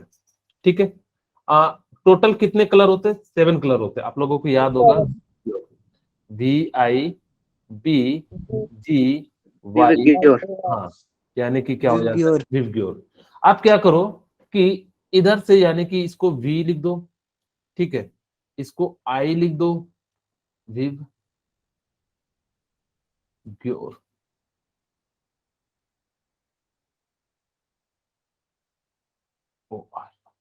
ठीक है, और इसकी जो वेवलेंथ होती है ना, ये 400 होती है, और इसकी जो वेवलेंथ होती है वो कितनी हो जाती है, 750 नैनोमीटर होती है। ठीक है, अब देखिए यानी कि आप क्या करो कि इंडिगो की बस थोड़ा सा देखो, अप्रोक्स में बता रहा हूं, आपको याद रखने का ये एक तरीका है जिससे आपको जो है काफी मदद मिलेगी। यानी कि इसको आप क्या कर दोगे कि 50-50 ऐड करते चले जाओ। यहाँ पे 50 तो 450, ये कितना हो जाएगा 500, ये कितना हो जाएगा 550, ये कितना हो जाएगा 600, और ये जो है कितना हो जाएगा 650, और ये कितना हो जाएगा 700। इस प्रकार से यानी कि क्या कर सकते हो, यानी कि जो है आप वैल्यू को निकाल सकते हो। ठीक है, तो यानी कि ये जो वैल्यू है मैंने अप्रोक्स बोली, एग्जैक्ट वैल्यू नहीं है, लेकिन आपको याद रखना है कि जो इसकी वैल्यू हो जाएगी वो कितनी हो जाएगी 400, और यानी कि इसकी वैल्यू कितनी हो जाएगी 750 नैनोमीटर हो जाती है। यहां तक अगर देख किन्हीं को कोई दिक्कत है, बस आपको क्या है ना कि मैंने जैसे एक बार देखा था कि क्वेश्चन पूछा गया था कि आपको यानी कि इस प्रकार से दिया था, उन्होंने कहा था कि जो ब्लू कलर है और जो ब्लू कलर की लाइट है उसकी जो वेवलेंथ बताओ। अगर जो आपको पता होता तो वहां पे दिया हुआ था 510 दिया हुआ था, तो अप्रोक्सीमेटली यानी कि क्या कर सकते हैं, यानी कि जो हम लोग निकाल सकते हैं। अब बिना जो है कैलकुलेशन के ही आप क्या कर सकते हो, अगर जो मेरी छोटी छोटी बातें अगर जो आप लोग कॉपी पे नोट डाउन करते हो तो आपको एग्जाम समय में बहुत ज्यादा मदद मिलेगा। ये मैं बहुत सारी चीजें आप लोगों को तरीके बताता हूँ, वो ऐसा नहीं कि मैं एक ही बार में बहुत सारे तरीके सिखाऊं, मैंने बहुत समय लगाए हैं इस पे, मैं मेहनत करते रहता हूँ, तब ये सारी चीजें आपको बताता हूँ। ये सारा मैं मेहनत अपना जो है, मैंने जैसे निष्कर्ष निकाला और मैं जो पढ़ रहा हूँ पढ़ा रहा हूँ उसके निष्कर्ष बेसिस पे ये सारी चीजें बताता हूँ। ये याद रखना कि मैंने एग्जैक्ट वैल्यू नहीं बताई है, लेकिन आपका काम चल जाएगा अप्रोक्स में। अगर जो आया या फिर मान लो 490 आ गया तो क्या नहीं बता सकते कि ब्लू लाइट है, इसी के आसपास है, 20 आगे या 20 पीछे हो सकता है, तो यानी किस प्रकार से आप क्या कर सकते हो, याद रख सकते हो। मैं एक क्वेश्चन पूछता हूं आप लोगों के लिए, फाइंड द या arrange the following according to the according to the according to the increasing wavelength. ठीक है, इंक्रीजिंग वेवलेंथ, इंक्रीजिंग वेवलेंथ। अब आपके पास यानी क्या है, मैं ऑप्शन ये दे देता हूं, यूवी रेस,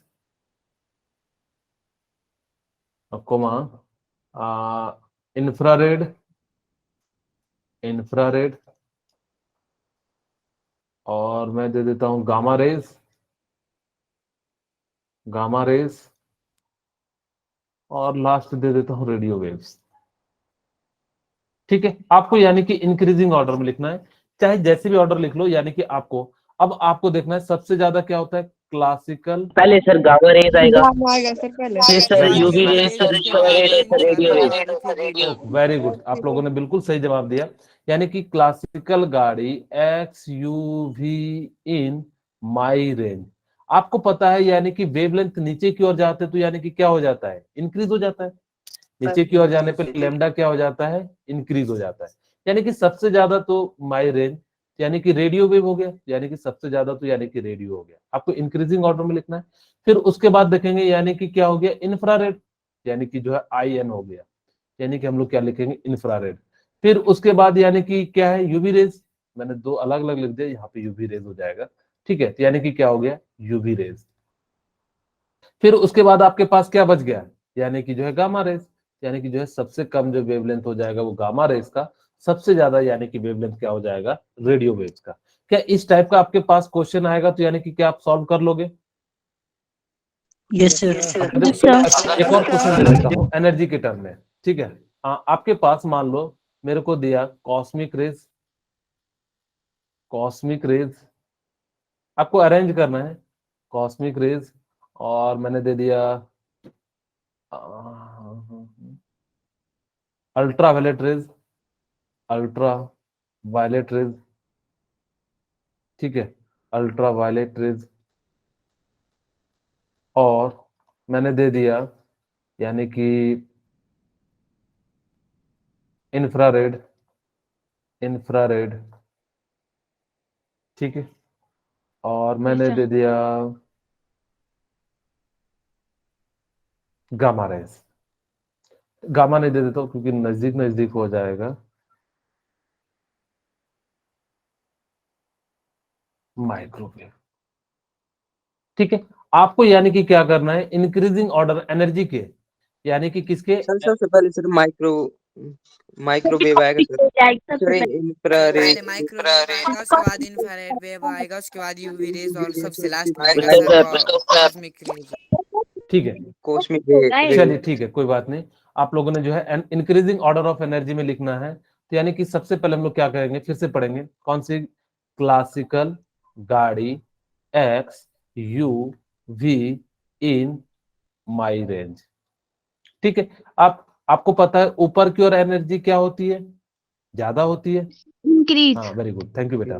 यानी कि एनर्जी जो है ऊपर की ओर क्या हो जाती है, यानी कि ज्यादा हो जाती है। तो सबसे ज्यादा एनर्जी किसकी हो जाएगी, माइक्रोवेव। और cosmic rays sir. Cosmic rays की, ठीक है, सबसे ज्यादा किसकी हो गई, कॉस्मिक रेज की।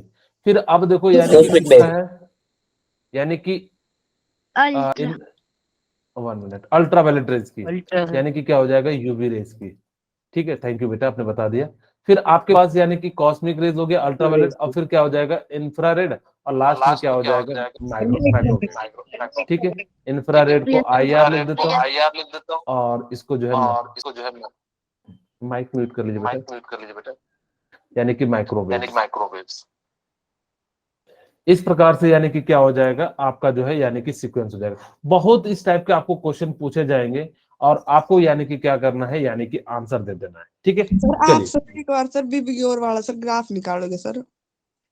क्या चीज, सर जो आपने ग्राफ करवाया बस सर, सर ये वाला, सर इसमें सर हाँ, R की वैल्यू कितनी है सर? किसकी, आर की यस सर। 750 नैनोमीटर। सर तो 700 किसके है सर? कई जगह पे इसके आसपास यानी कि जो करीब करीब जो हो जाते हैं, यानी कि यहाँ पे ऐसा नहीं है कि थोड़ा सा इसका गैप है, यहाँ पे 100 के आसपास का। आप एनसीईआरटी बुक देखोगे तो इसमें थोड़ा सा डार्किश रेडियस हो जाता है, ऑरेंज डार्क हो जाता है, इसलिए इसका थोड़ा सा रेंज ज्यादा है। 700 एग्जैक्ट किसी का होता नहीं है। हमने यहाँ पे आप अगर आपके पास एनसीईआरटी बुक हो तो आप बिल्कुल देखना, वहां पे आप लोगों को मिल जाएगा। ठीक है, आज एक काम करना, थोड़ा सा जो है कभी थोड़ा बहुत जो है एनसीईआरटी बुक को भी ओपन कर लेना। ठीक है, तो आप लोगों को पता लग जाएगा, कोई दिक्कत नहीं है। अगर जो नहीं आए तो आप मेरे से पूछ लेना, वहां पे देखना इसकी वैल्यू जो है इसी के आसपास दी हुई है, 750 रेड की दी हुई है। आप इसको तो रट ही सकते हो, वॉयलेट की 400 और रेड की जो है 750 नैनोमीटर हो जाती है। ओके, चलिए आगे बढ़े। और कोई दिक्कत है यूसुफ? No sir. चलिए, अब यहाँ पे आप लोगों को इस टाइप से जो है क्वेश्चन समझ में आ गया होगा। अब देखो ये एनसीईआरटी का क्वेश्चन है, क्या आप लोग बनाना चाहोगे? 1 मिनट समय दो, लोगे या मैं बना दूं? नहीं सर, हम बनाते हैं। ओके बेटा, ट्राई कीजिए, ट्राई कीजिए।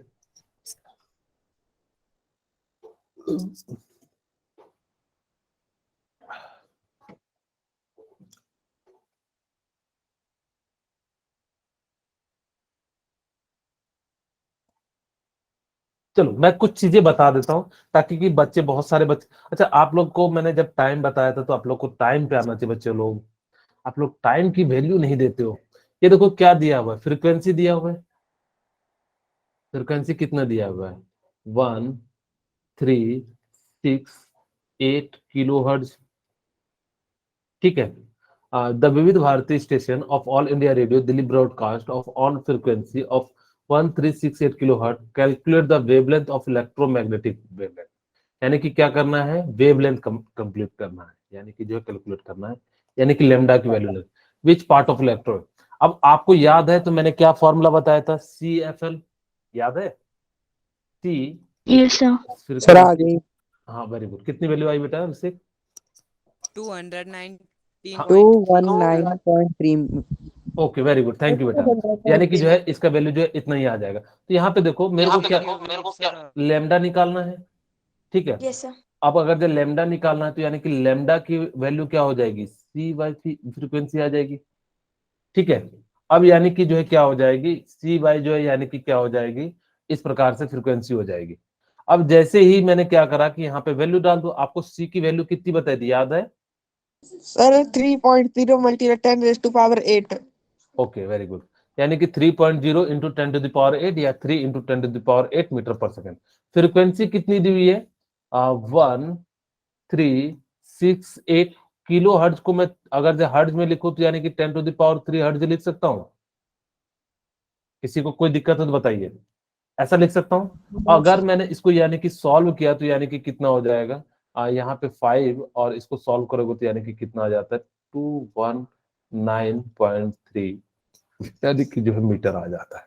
ठीक है, तो यानी कि इस प्रकार से आपको याद हो तो मैंने रेडियो वेव जो है 10⁻0 से लेकर 10⁸ तक बताया था। तो यानी कि 10⁻² में यानी कि कौन से वेव में आएगा, रेडियो वेव। और वैसे भी आप लोगों को सोचना चाहिए था कि रेडियोस के बारे में कह रहा था, यानी कि कौन से वेव में आएगा, रेडियो वेव में आ जाएगा। ठीक है, तो यानी कि इस प्रकार से इसका जो आंसर क्या होगा, रेडियो वेव। चलिए नेक्स्ट क्वेश्चन बनाइए। किन्हीं को कोई दिक्कत है तो पूछ सकते हैं, किन्हीं के मन में अगर जब कोई समस्या हो, दुविधा हो तो आप लोग पूछ लीजिए। No, sir. हाँ ओके, चलिए नेक्स्ट क्वेश्चन बनाइए।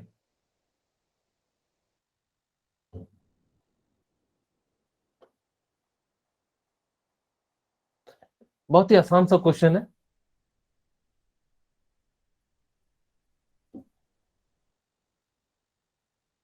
देखो यहाँ पे इन्होंने दिया भी आप लोगों को, ये एनसीईआरटी का 400 और देखो 750 का रेट भी दे दिया है। खैर देखो जैसे आप लोगों ने जरूरत पूछा तो वैसे देखो दिया हुआ भी है वैल्यू।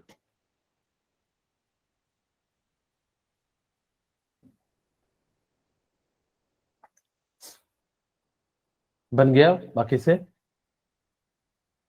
सर हो रहा है sir. Okay sir okay 4.41 into 10 raised to power 14 hertz sir. हाँ, दो वैल्यू निकलेगी, इसकी जो वैल्यू निकलेगी दो निकलेगी, फिर आपको रेंज बताना है। Yes sir. एक 400 के लिए निकालिए वेवलेंथ, द वेवलेंथ रेंज पूछा है ना, तो एक 400 नैनोमीटर के लिए निकालिए, और एक जो है यानी कि किसके लिए निकालिए, यानी कि जो है 750 नैनोमीटर के लिए निकालिए।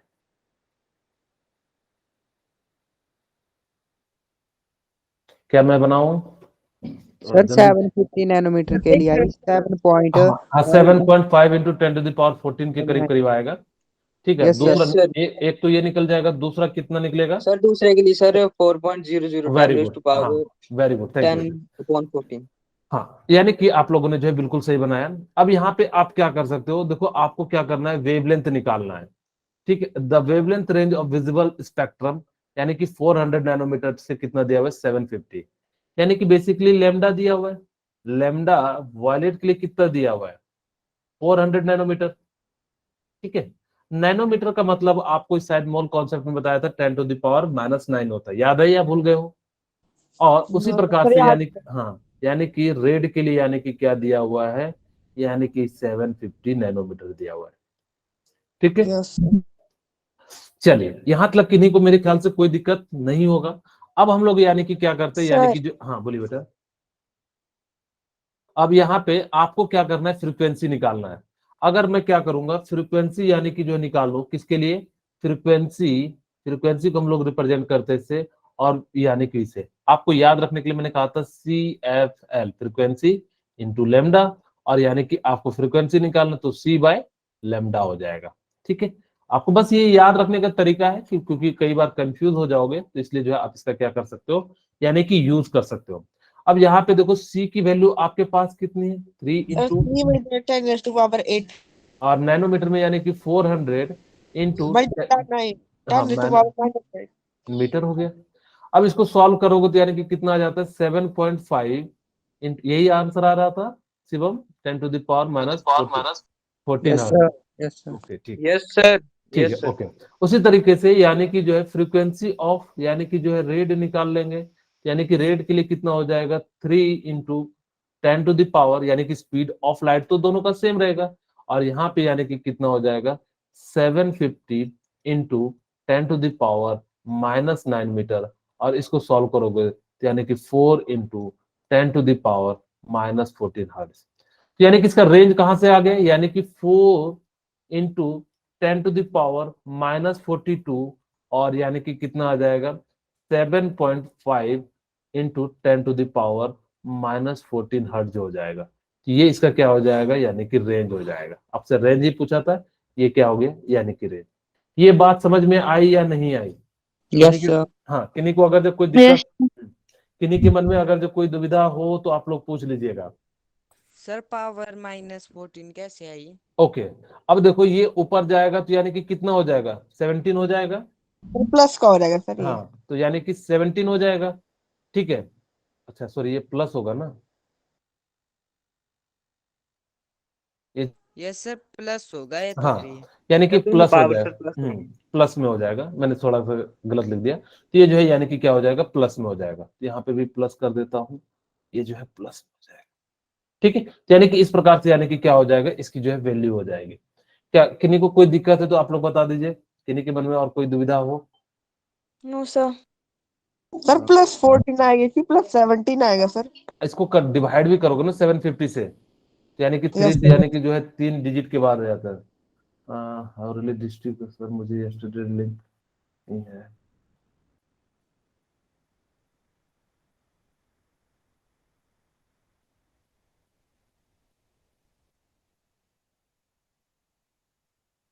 1 मिनट, एक बच्चे का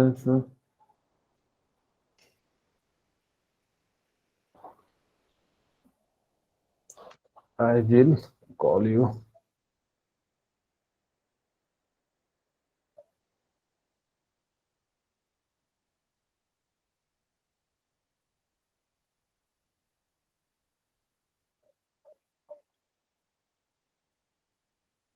ठीक है, यानी कि इस प्रकार से, यानी कि क्या हो जाओगे, यानी कि जो है हम लोग क्या कर सकते हैं, यानी कि जो है लिख सकते हैं।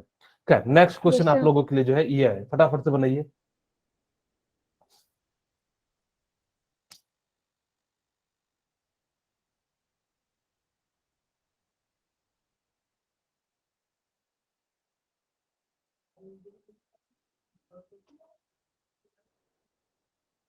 बना लिए, वेव नंबर निकालना है। 30 सेकंड सर। हाँ,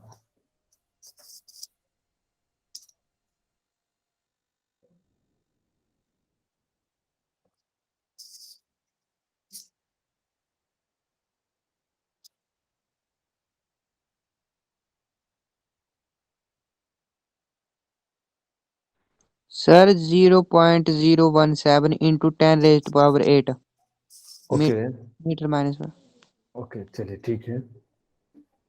सर वेव नंबर है इसका 1.724 into 10 raise to power 4 centimetre -1 sir. और फ्रीक्वेंसी है ये sir 5.172 into 10 raise to power 14 second. Okay, very good Abhishek, सही आंसर आपका। ठीक है, चलिए मैं बना अच्छी है देता हूँ। 0.05 इंटू 10 की पावर 16। और सर वेवलेंथ जो है इसकी वो है सर 0.017 इंटू 10 की power 8 metre okay, -1 very sir. Good, ठीक है, बिल्कुल सही आंसर है। अब देखो, यानी कि वेव नंबर आपको निकालना है, तो आपको वेव नंबर के लिए मैंने क्या बताया था, वेव नंबर इक्वल टू कितना बताया था, यानी कि फिर इस तरह से कहा था लिखने के लिए, और यानी कि 1/λ। अब यानी कि आपको पता है लेमडा की वैल्यू कितनी दी हुई है, यानी कि 15800, यानी कि एंगस्ट्रॉम। एंगस्ट्रॉम का मतलब कितना हो जाता है, 10⁻⁻10। यानी कि अब यहां से हम लोग क्या कर सकते हैं, यानी कि 1/58 इंटू 10⁻⁻8, और इसको ऊपर लिखेंगे तो यानी कि 1/58 इंटू 10⁻+8। यानी कि अब इसको अगर जब मैं यहाँ पे ले लेता हूँ तो यानी कि कितना हो जाएगा, 100। यानी कि इसको सॉल्व करोगे तो यानी कि कितना आ जाता है इसका वैल्यू, कितना विषय इसका वैल्यू बताए थे आप, एक बार बताएंगे। Sir 1.724 into 10 raise to power 4 centimetre. हाँ, यानी कि जो है कितना हो जाएगा। ठीक है, तो यानी कि इस प्रकार से जो है इसका क्या आ जाएगा, वेव नंबर, यानी कि किस में आ जाएगा, यानी कि जो है मीटर में। 1 मिनट, 600 1.7, अगर जो यहाँ पे 6, अगर जब 4 में है तो यानी कि क्या हो जाएगा, सेंटीमीटर में। ठीक है, तो यानी कि इस प्रकार से, यानी कि कितना हो जाएगा ये सेंटीमीटर में। अब आपसे सेकंड क्या पूछा है, फ्रीक्वेंसी। फ्रीक्वेंसी के लिए फिर से वही फॉर्मूला लगाओ, फ्रीक्वेंसी इंटू लेमडा। यानी कि फ्रीक्वेंसी आपको निकालना है तो यानी कि क्या हो जाएगा, C/λ। और यानी कि सी की वैल्यू कितनी है, 3 × 10⁸ मीटर, और यानी कि पर सेकेंड। और लेमडा की वैल्यू कितनी हो जाएगी, आपको दिया हुआ है 5800 इंटू 10⁻⁻10। इसको फिर से सॉल्व करोगे तो यानी कि इसकी वैल्यू कितनी आ जाती है, 5 sir point 5.172 10 raised to power 14।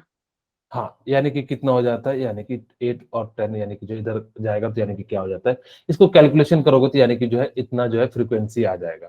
ठीक है, और इस जो फ्रीक्वेंसी की क्या हो जाएगी, हर्ट्ज यूनिट हो जाएगी, या टाइम इनवर्स हो जाएगा, तो उसको हम लोग क्या कहते हैं, हर्ट्ज कहते हैं। खैर, तो इस प्रकार से यानी कि क्या कर सकते हो, यानी कि इसकी वैल्यू को कैलकुलेट कर सकते हो। एक्चुअली मैंने डाटा थोड़ा सा याद कर लिया था, तो इसलिए जो है थोड़ा बहुत जो है मेरे को याद था, ताकि कि मेरे को जो है ज्यादा समय ना लगे। अगर आपको इसी तरीके से अलग अलग तरीके से, जैसे मान लो कि आपको पूछा जाए कि बताओ वायलेट वायलेट लाइट का फ्रीक्वेंसी कितना होगा, सीधे सीधे पूछ देता है, वायलेट लाइट का आपको बताना है फ्रीक्वेंसी, तो कैसे निकालोगे। सर 400। फ्रीक्वेंसी पूछा है मैंने, वेवलेंथ नहीं पूछा है। ठीक है, आपको ये तो यानी कि क्या हो गया, वेवलेंथ कितना हो जाएगा, 400 नैनोमीटर। ठीक है, यानी कि क्या हो गया, 400 नैनोमीटर। अब आपको यानी कि फ्रीक्वेंसी निकालनी है, तो फ्रीक्वेंसी के लिए क्या हो जाएगा, यानी कि आपको पता है, यानी कि जो है हाँ, यानी कि CFL, यानी कि फ्रीक्वेंसी इंटू लेमडा। और तो फ्रीक्वेंसी इंटू क्या हो जाएगा c बाय लैम्डा। तो यहाँ पे जो है आप क्या करोगे 3 इंटू 10⁸ 8 और यहाँ पे फ्रीक्वेंसी की वैल्यू कितनी लिख लोगे 400 इंटू 10⁻⁻9। ठीक है। अब चाहो तो इसको ऐसे कर सकते हो यानी कि 3 इंटू 10⁻17 डिवाइडेड बाय कितना हो जाएगा 400। और इसी चीज को आप क्या लिख सकते हो यानी कि 2 जीरो से कट जाएगा 15 तो 3/4 इंटू 10⁻15 और इसको सॉल्व करोगे तो यानी कि कितना आ जाएगा 0.7 7 28 7 20 इंटू 10⁻15 और इसको करोगे तो यानी कि 7.5 इंटू 10⁻14 हर्ट्ज हो जाएगा।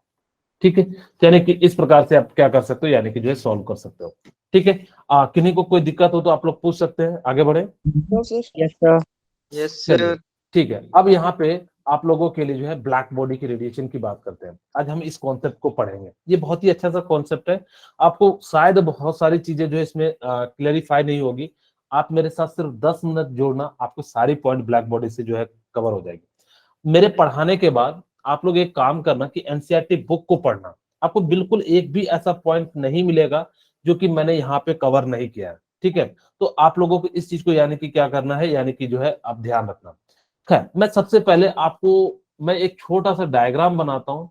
यही डायग्राम है। अगर मैं इसी डायग्राम में समझाऊं तो देखो ये एक कोई ब्लैक बॉडी का है। अब इसका सिग्निफिकेंस क्या है, आपको दो बात याद रखना है। जो ब्लैक बॉडी इफेक्ट शो करता है वो कौन सा नेचर शो करता है, पार्टिकल नेचर को शो करता है। कौन सा नेचर को शो करता है, पार्टिकल नेचर को यानी कि क्या करता है यानी कि शो करता है। ब्लैक बॉडी कैसा नेचर शो करता है, यानी कि लाइट का जो है ये पार्टिकल नेचर को शो करता है।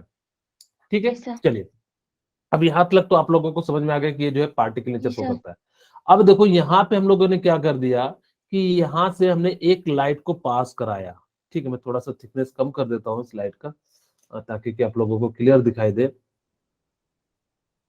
ये जो है यानी कि लाइट यहाँ पे टकराया। ठीक है। यहाँ से जो है यानी कि जा रहा होगा और जैसे ये जा रहा होगा तो यानी कि इस प्रकार से हम लोगों ने क्या करा कि इसको जो हम लोगों ने क्या कर दिया यानी कि जो है दिखा दिया। अब जैसे यहाँ से इसको दिखाया तो ये क्या होगा, यहाँ पे टकराएगा। मेरी बात ध्यान से सुना। आपको इतने सारे कंफ्यूजन होंगे आप लोगों के लिए, कहने की बात नहीं। ब्लैक बॉडी है तो बहुत ही छोटा सा चीज, लेकिन आपके मन में यानी कि जो है बहुत सारी जो है दुविधाएं आएंगी। मैं उस दुविधा को यानी कि क्लियर कर दूंगा। अब देखो ये जो है ना कोई मेटल का बना होता है, यानी कि किस चीज का बना होता है, यानी कि जो है मेटल का बना होता है। ये जो ना अंदर में ये क्या होता है, कार्बन होता है। जो ब्लैक कलर का दिख रहा है वो क्या होता है, कार्बन होता है। वो 99% का बना होता है। यानी कि जो है कितने परसेंट का है, ये जो बिल्कुल प्योर कार्बन होता है ब्लैक कलर का होता है 99%। हाँ वेरी गुड, थैंक यू बेटा प्रेरणा। अब ये क्या करता है कि ये जो ब्लैक कलर होते हैं ना वो बेस्ट ऑब्जर्वर होते हैं लाइट के, मतलब हीट के। आप लोगों ने देखना कि अभी अगर जो ठंड का समय है तो आप लोगों ने जो भी कपड़े पहने होंगे, अगर जो खास करके हिमाचल के लोग जो है ब्लैक कलर का ज्यादा पहनते हैं कि नहीं पहनते, यस सर। हाँ, या फिर कोई डार्क कलर का पहनते हैं। क्यों, क्योंकि डार्क कलर वाला जो होता है वैसे तो सबसे अच्छा जो ऑब्जर्व, बोलिए यीशु। सर लाइट करता है सर एब्जॉर्ब। हाँ, यानी कि जो है लाइट को वो क्या कर लेता है, एब्जॉर्ब कर लेता है। अब जैसे ही एब्जॉर्ब कर लेगा तो यानी कि वो क्या करेगा, आपको हीट देगा। लेकिन मान के चलो कि देखना सऊदी अरबिया में ब्लैक कलर कपड़ा बिकता ही नहीं है। वहां कौन सा कलर बिकता है, ब्लैक व्हाइट कलर का बिकता है। क्यों, क्योंकि वहां पे लोगों को क्या चाहिए, ऐसा चाहिए जो ज्यादा से ज्यादा रिफ्लेक्ट कर दे, यानी कि जो है जो भी वेव आए टकराए और यानी कि क्या हो जाए, यानी कि इमिट हो जाए। तो हम लोग क्या करते हैं, इस प्रकार से यूज करते हैं। तो वही चीज यहाँ पे भी क्या कहता है कि आप जो है यानी कि क्या करोगे, यहाँ पे जो 99, हाँ किसी को कोई दिक्कत, ओके यहाँ पे हाँ थैंक यू। अब यहाँ पे जो है ये जो है कितना परसेंट कार्बन है, यानी कि प्योर कार्बन होता है 99। अब क्यों नहीं कहोगे सर 0.1% या 1% में क्या अंतर है, एक्चुअली मे भी बनाने में कई बार जो है त्रुटि रह जाती है, इसलिए हम लोग क्या करते हैं 99। आप लोगों ने देखा होगा डिटोल कितना परसेंट सुरक्षा देता है, 99.9%। क्या है उसको 1% पॉइंट लोग तो वैसे भी इसको कर देना चाहिए अप्रोक्स, क्यों नहीं करते हैं वो? सर क्योंकि कोई ऐसे ना, मतलब सर कोई वो कहीं जम्स को मार नहीं पाता है। नहीं, एक्चुअली इसलिए नहीं। इन केस कई बार क्या हो सकता है कि अगर कोई छूट गया, ठीक है, इन केस कई बार क्या हो गया, यानी कि जो छूट गया तो जिस कारण से यानी कि क्या हो जाएगा कि वो उसके, मान लो सपोज करो कि मैं डिटॉल साबुन से नहा रहा हूँ और मैं सर ये जो सर 1% हाँ इसमें कब 0.1% देगा? यानी कि क्या हो जाएगा, कम हो जाएगा। ठीक है, अगर सपोज करो कि मेरे को मैं डिटॉल साबुन से नहा रहा हूँ और मेरे को जो है रेसिस हो जाए या इचिंग प्रॉब्लम हो जाए, मैं कंपनी वाले पे जाऊंगा, कहूंगा कि देखो यार तुम्हारा नहीं हुआ, तो उस परसेंट से वो बचने के लिए वो क्या करता है, यानी कि छोटा सा एक मार्जिन रख देता है ताकि कि जो है अपनी कंपनी को बचाव कर सके। ठीक है, खैर अब यहाँ पे भी क्या होता है कि ये जो लाइट है यानी कि क्या होता है, यहाँ से जैसे यहाँ से निकलता है तो ये क्या हो जाता है कि यहाँ पे टकराता है। अगर ये वेव नेचर का होता तो ये इसी जगह पे हिट होता और ये क्या कलर कैसा हो जाता है, यानी कि रेड कलर का हो जाता। आप लोगों ने देखा होगा कि जब बर्तन को गर्म करते हैं कलर का हो जाता है, यानी कि जो है रेड यस कलर सर। का हो जाता है। आप लोग अगर कभी नोटिस करना, बहुत ज्यादा जिनके घर में तवे पे खाना बनता है उनका तवा जो है यानी कि किस कलर का हो जाता है, ब्लैक से रेड हो जाता है। कौन सी सर रेड बात है। कलर का जाता। उसी तरीके से यहाँ पे जब ये लाइट पड़ता है तो ये क्या हो जाता है, अगर जब वेव नेचर हो तो सिर्फ इसी जगह, लेकिन ये पार्टिकल नेचर होने के कारण ये पार्टिकल इधर भी आएगा, फोटोन ये यहाँ भी आएगा और यहाँ भी आएगा, और इस प्रकार से पूरा का पूरा जो है ये एल्युमिनियम बॉडी क्या हो जाता है, यानी कि रेड कलर का हो जाता है। यानी कि इसका मतलब क्या हो गया कि इसमें जो रेस थी, जो एनर्जी थी, उसने क्या कर दिया, पूरे के पूरे जो है यानी कि यहाँ पे जो है दे दिया, जिस कारण से ये जो हो गया यानी कि ऑब्जेक्ट जो हो गया यानी कि क्या हो गया, ब्लैक कलर का हो गया। ठीक है, यहाँ तक किसी को मेरे ख्याल से कोई प्रॉब्लम नहीं होगा। तो यानी कि एक तरह से ये क्या है, आइडियलाइज सिस्टम है, यानी कि बिल्कुल हम लोगों ने परफेक्ट इसको माना गया ताकि कि जो है पूरा का पूरा जो है ये बन सके। उसके बाद absorb and emit all frequency, मैंने बताया कि दुनिया में कोई भी लाइट हो वो सभी तरह की फ्रीक्वेंसी और वेवलेंथ को इमिट करता है, लेकिन हमें जो दिखता है वही वेवलेंथ या फ्रीक्वेंसी दिखती है जिसकी संख्या बहुत ज्यादा होती है। जैसे मैंने कहा कि अगर जब आपको ये बोतल, अगर जब मैं कहूँ कि जो है येलो दिख रहा है, इसका मतलब है कि येलो कलर की चीजें जो है ज्यादा इमिट कर रही है, जिस कारण से आपको दिख रहा है। अब ये देखो, आप लोगों को मेरा स्क्रीन जो है यानी कि ब्लू कलर का दिख रहा होगा, ये वाला जो पार्ट है यस सर। कि ये जो है यानी कि मेरा क्या है, यानी कि ब्लू कलर का यानी कि दिख रहा है, तो जिस कारण से हम लोग क्या कहेंगे कि ये तभी दिख रहा है क्योंकि आपको ये ब्लू कलर का जो है रेडिएशन क्या कर रहा है, वेवलेंथ जो है यानी कि इमिट कर रहा है। अगर जो ब्लू कलर का ये जो इमिट करेगा तो जिस कारण से आपको क्या हो जाएगा, ये जो है ब्लू दिखेगा। वही कहता है आपको, अगर आपसे कोई पूछे ना कि दुनिया में बताओ कि कोई लाइट क्या हर टाइप की फ्रीक्वेंसी वेवलेंथ इमिट करता है, हाँ, लेकिन संख्या किसी की कम होती है, किसी की ज्यादा होती है, जिसकी ज्यादा होती है वो चीजें दिख जाती है। जैसे मान लो कि जो टॉपर है, जैसे आप लोगों के सामने जो है मृदुल है, वो आईआईटी का टॉपर है, क्या उसके अंदर कमियां नहीं होगी, लेकिन उसकी सारी कमियां ढक गई क्योंकि जो उसके पास जो प्रॉपर्टी है वो टॉप कर गया, यानी कि पढ़ने की जो है प्रॉपर्टी ज्यादा है।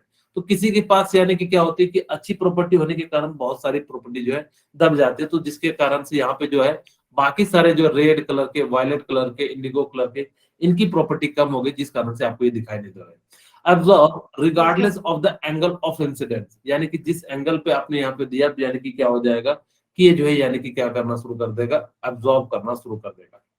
अब देखो, यानी कि यहां से आपको उन्होंने जब ग्राफ बनाया ना बेटा, ये ग्राफ ध्यान से समझना, जब उन्होंने ग्राफ बनाया तो ये उन्होंने देखा कि अगर जो लो टेम्परेचर पे यानी कि जो है लो वेवलेंथ की, यानी कि कुछ इस प्रकार से मिल रही है, लेकिन जैसे ही टेम्परेचर आपने हाई कर दिया तो वैसे भी आपको पता है जिसकी एनर्जी ज्यादा होगी तो यानी कि वेवलेंथ यानी कि क्या यस होती सर। चली जाएगी, यानी कि जो है सर ज्यादा। हाँ ज्यादा होती चली जाएगी। ठीक है, जिस कारण से अब यहाँ पे आप लोगों की जो है यानी कि इसका है, अगर ये जो ना ये वाला जो ग्राफ है ये एक्चुअल ग्राफ है, ये जो है ये क्या है, एक्चुअल ग्राफ है। मैं अगर जब बनाऊं आप लोगों के लिए कुछ इस प्रकार से बनता है, यहाँ पे इंटेंसिटी रखो, मैं इंटेंसिटी को आई से रिप्रेजेंट कर देता हूँ और वेवलेंथ को यानी कि लैम्डा से रिप्रेजेंट कर देता हूँ। इसका जो ग्राफ बनता है ना वो कुछ इस प्रकार से बनता है।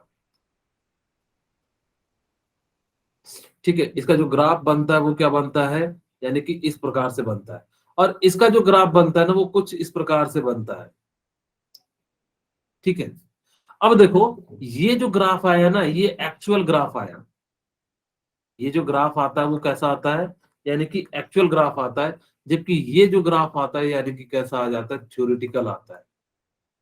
ठीक है, यानी कि इसका मतलब है कि हमने थ्योरेटिकल एक पार्ट तो देखो हमारा बिल्कुल लाई कर रहा है यहां से यहां तक, अगर जो ध्यान से देखो, यानी कि यहां से, लेकिन एक पार्ट जो है यानी कि लाई नहीं कर रहा है। इसका मतलब है कि सिर्फ और सिर्फ ये पार्टिकल नेचर को शो नहीं कर रहा है, ये किस नेचर को शो कर रहा है, वेव नेचर को भी शो करेगा, जो कि ये वाला जो पार्ट है यानी कि क्या करेगा, वेव नेचर को शो करेगा।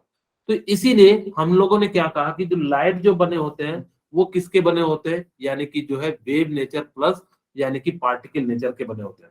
खैर, उन्होंने कहा कि जो पार्टिकल होते हैं ना, ये एनर्जी ऐसे नहीं ट्रांसमिट करते हैं, वो किस फॉर्म में करते हैं, यानी कि फोटोन के फॉर्म में ट्रांसमिट करते हैं। और उन्होंने कहा कि एक फोटोन की जो एनर्जी हो जाएगी वो क्या हो जाएगी, एचम्यू हो जाएगी। बात ध्यान से सुनना, क्योंकि इस पे प्रीवियस ईयर के आपको क्वेश्चन मिलेंगे। आपको याद हो तो मैंने एक और चीज बताया था, CFL फ्रीक्वेंसी इंटू लैम्डा। आप चाहो तो फ्रीक्वेंसी की जगह पे क्या लिख सकते हो, C बाय लैम्डा, यानी कि C बाय लैम्डा की जगह पे क्या लिख सकते हो, SC बाय लैम्डा। ये जो एनर्जी है for one photon, energy for one photon, energy for one photon, यानी कि ये जो एनर्जी है वन फोटोन की। लेकिन मेरे को n फोटोन की एनर्जी चाहिए, एनर्जी फॉर n फोटोन, तो मैं यहाँ पे क्या लिख दूं, h म्यू लिख दूं, या इसी चीज को हम लोग क्या लिख सकते हैं, NSC बाय लैम्डा। अब ये जो वैल्यू दी थी किसने दी थी, प्लैंक्स कांस्टेंट ने। तो h की वैल्यू कितनी ले लोगे, 6.6 into 10 to the power -34 joule second. ठीक है, तो यानी कि इस प्रकार से हम लोग क्या कर लेंगे, इनकी जो है वैल्यू निकाल लेंगे। वही कहता है, as the temperature increase energy emitted increase thereby increasing the frequency of emitted radiation. आप जितना ज्यादा एनर्जी को इंक्रीज करोगे तो फ्रीक्वेंसी उतना ज्यादा यानी कि जो है आपको क्या हो जाएगी, इंक्रीज होती चली जाएगी। यहाँ से आपको दो बातें याद रखनी है, ब्लैक बॉडी रेडिएशन से जो भी एनर्जी इमिट करता है वो किस फॉर्म में करता है, यानी कि फोटोन के फॉर्म में करता है। किस फॉर्म में करता है, फोटोन के फॉर्म में, यानी कि क्या करता है, यानी कि एनर्जी इमिट करता है।